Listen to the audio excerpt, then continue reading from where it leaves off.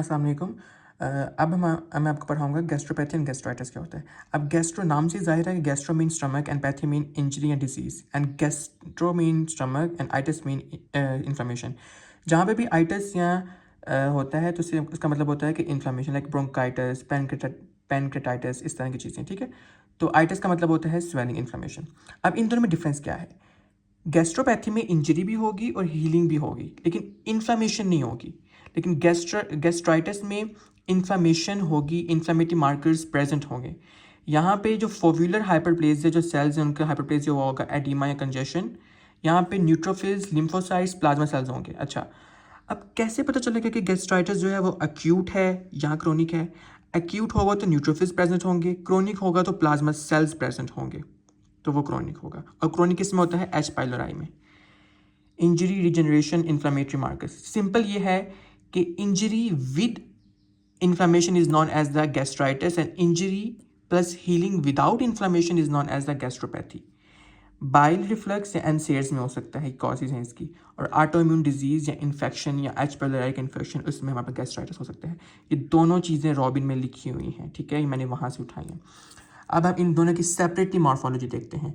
Gastropathy में फोव्यूलर sales जो होते हैं, जो म्यूकस प्रोड्यूस करते हैं, उनका हाइपरप्लेजिया हुआ होता है, एब्सेंट इन्फ्लेमेशन या मिनिमल इन्फ्लेमेशन, और लैमिना प्रोप्रिया की एडिमा हुआ होता है, और कैपिलरीज डायलेटेड या कंजेस्टेड हुई होती हैं।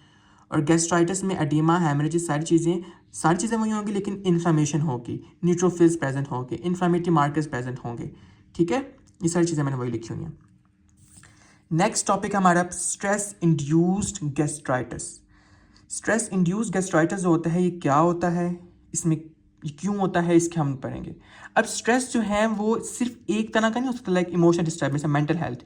स्ट्रेस डिफरेंट तरह के हो सकते हैं, लाइक ट्रॉमा, मेडिकल डिजीज, कोई इंट्राक्रैनियल डिजीज, कोई बर्न्स, ये सारे स्ट्रेस के कॉजेज हैं। अब स्ट्रेस में क्या होता है? स्ट्रेस में मैंने आपको बताया था कि स्ट्रेस में नॉर्मली बॉडी के अंदर जो बॉडी के जो ऑर्गन्स होते हैं उनको क्या है, उनके पास जो ब्लड का लेवल है वो ज़्यादा हो जाता है, उनकी ब्लड की supply brain, liver and heart के अंदर।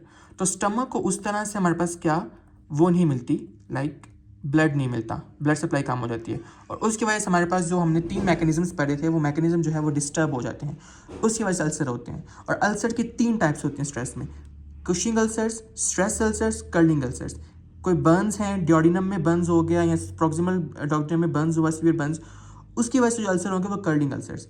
कोई स्ट्रेस, कोई शॉक, सेप्सिस या ट्रॉमा की वजह से कोई अल्सर हुआ है, शॉक हो गया, ब्लड सप्लाई कम हो गई है, एपिथेलियल डैमेज हो गया है, जो हमारे पास एसिड है उसको बफर नहीं किया जा रहा, तो उसकी वजह से हमारे पास ये अल्सर्स हो सकते हैं। ये 3 तरह के अल्सर हमने याद रखने हैं, ठीक है। अब एंडोथेलिन क्या होता है? नॉर्मली ऐसा होता है कि ये तो सारा काम हो ही रहा है, ठीक है। अब क्या होगा कि स्ट्रेस में एंडोथेलिन प्रोड्यूस होता है, एंडोथेलिन जाके वेजोकंस्ट्रिक्शन करेगा, ऑक्सीजन सप्लाई कम हो जाएगी, इस्कीमिया हो जाएगा। ये एक एडिशनल काम करवा रहा है और ये वर्स करवा रहा है उसको, ठीक है। फिर कुशिंग अल्सर्स क्या होते हैं? कुशिंग अल्सर होते हैं हमारे पास वेगल न्यूक्लियाई होते हैं, उसको स्टिमुलेट करते हैं। इंट्राक्रैनियल डैमेज हुआ, वेगल न्यूक्लियाई स्टिमुलेट हुए, उसकी वजह से हमारे पास एसिड जो है वो सिक्रीशन ज़्यादा होगी, ठीक है, कुशिंग अल्सर्स में। तो कुशिंग अल्सर्स हो जाते हैं। क्लिनिकल फीचर्स क्या होंगे? ये सारे गैस्ट्राइटिस या गैस्ट्रोपैथी, इस सब के क्लिनिकल फीचर्स सेम मैंने साथ लिख दिए हैं। अपर जीआईटी ब्लीडिंग, हेमेटोमेसिस, मेलाना मतलब ब्लैक स्टूल, ब्लीडिंग हो जाएगी, ब्लीडिंग होगी, सीवियर ब्लीडिंग होगी तो एनीमिया हो सकता है, ठीक है। और ब्लड लॉस एनीमिया जिसे हम कहते हैं, हीमोग्लोबिन कम हो सकती है, हाइपोटेंशन हो सकता है कि सीवियर हो जाए, नॉजिया वॉमिटिंग आ सकती है, खून की भरी उल्टी आ सकती है। ट्रीटमेंट हम क्या देंगे? एनसेड्स दे सकते हैं, या और अल्कोहल को हमने अवॉइड करना है। सबसे पहले हमेशा हम लोग अंडरलाइन कॉज को ट्रीट करते हैं, लाइक जिस वजह से ये हो रहा है, ठीक है, हम उसका जो एक्सपोजर उसको खत्म करेंगे। फिर हम लोग proton pump inhibitors like omeprazole देंगे, H2 ब्लॉकर्स एंड एंटासिड, ये सारे हम फॉर्म में पढ़ते हैं। आपने सिर्फ इनके नेम्स जो हैं ये ट्रीटमेंट में लिखते हैं अगर आपके पास ये सिनेरियो बन के आया, ठीक है। तो ये हमारे पास हो गया। अब नेक्स्ट टॉपिक जो है हमारे पास क्रोनिक गैस्ट्राइटिस का टॉपिक होगा। आज के लिए अल्लाह हाफिज़।